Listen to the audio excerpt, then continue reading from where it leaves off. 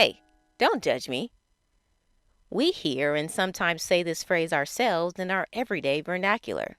Culture has even swept this word up and ran with it in a hashtag frenzy. But have you ever stopped to think about what this phrase truly means?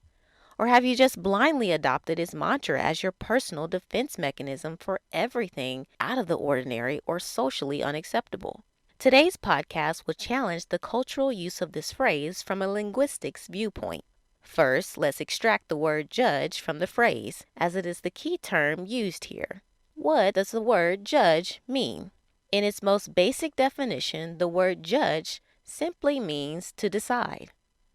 Now, I don't know about you, but I decide or make decisions about everything every day. There's not one moment where I'm not deciding or making an estimate about something. And I would gather to say that you, being a human being, do the same as well.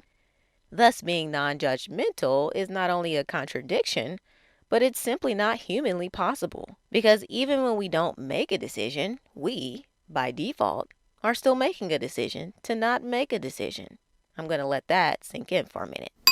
Now, when we make these decisions, the decision can either be a favorable or not so favorable decision or judgment. Based upon this neutrality of action, we can conclude that the word in and of itself does not automatically hold to a negative connotation. When a judge in a courthouse declares a judgment to the plaintiff, that verdict can either be a good and favorable judgment or unfavorable. If it is good, do you think the plaintiff would elicit a shout, "Don't judge me"? Absolutely not. They would instead scream out, "Judge me. Oh, please judge me. Please make judgment." Unfortunately, what we have done in society is transpose the word judge for condemn. We've removed its neutrality and ascribed to the word judge a negative trait. Additionally, we have positioned ourselves and our cultural norms as the standard of goodness and made them the just judge.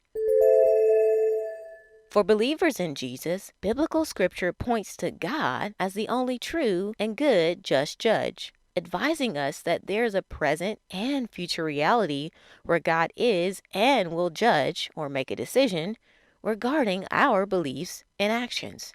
The standard of judgment will be based on both the criteria established in the written text and through the revealing of God's self through the established creation. Based on one's response to either of the two, there is and will be a decision made regarding their eternal spirit being after crossing over from death. The judgment will either be good and favorable, i.e., spending eternity in paradise with Jesus, or unfavorable, spending eternal separation from Him. Having established that God is the ultimate and only true just judge, we are admonished to check ourselves when we operate using our abilities to judge. Because we are made in the image of God, we have an ability to judge or decide. Thus, it is not wrong of you to exercise this and judge people, ourselves, or external things. In fact, there are several passages in Scripture that implore us to judge rightly. Proverbs 31:9 encourages us to open our mouths, judge righteously, and defend the rights of the poor and needy. John 7:24 gives us tips on how to exercise this by saying, "Do not judge according to appearance, but judge with righteous judgment." Matthew 7:1-5 reminds us of the power of utilizing our abilities to judge. It says, "Judge not, that you be not judged. For in the way that you judge, you will be judged. And by your standard of measure, it will be measured to you." Why do you seek the speck that is in your brother's eyes, but do not notice the log that is in your own eye? Or how can you say to your brother, "Let me take that speck out of your eye," when there is the log in your own eye? You hypocrite! First take the log out of your own eye, and then you will see clearly to take the speck out of your brother's eye. Lastly, Romans 2:1-3 states, "Therefore you have no excuse, O person, every one of you who judges. For in passing judgment on another, you judge yourself, because you, the judge, practice the very same things. We know that the judgment of God rightly falls on those who practice such things. Do you suppose, O person, you who judge those who practice such things, and yet do them yourselves, that you will escape the judgment of God?" What these passages are saying is that, yes, you have an ability to judge or make a decision about people. But because you are blinded to your own faults and shortcomings, you're warned not to make yourself the standard of righteousness, because no one is righteous or operating in perfection. In fact, true righteousness is when one first seeks to admit their shortcomings and serve God and people through humble love. Theologian Martin Luther puts it this way in his book Commentary on Romans: the righteous invariably try to see their own faults and overlook those of others.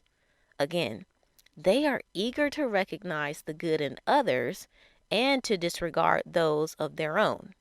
On the other hand, the unrighteous look for good in themselves and for evil in others. This is invariably due to both people's addiction to goodness and to their own perceived self-righteousness, creating themselves and their life rules as the standard.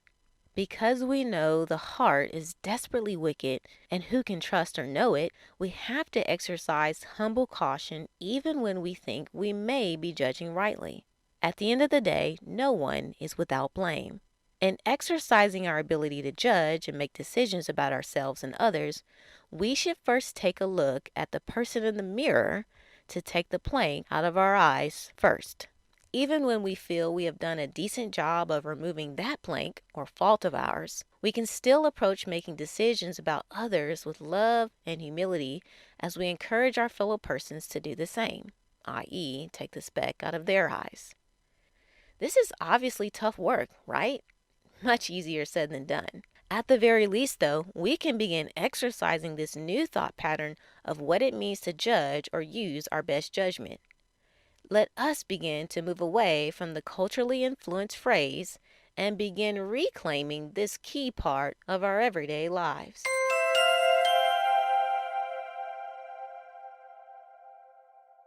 For more content and to download copies of my ebooks, go to simplelifeconversations.blog. That's simplelifeconversations.blog. Be sure to subscribe to this podcast channel to get the latest episode of Conversation Starters.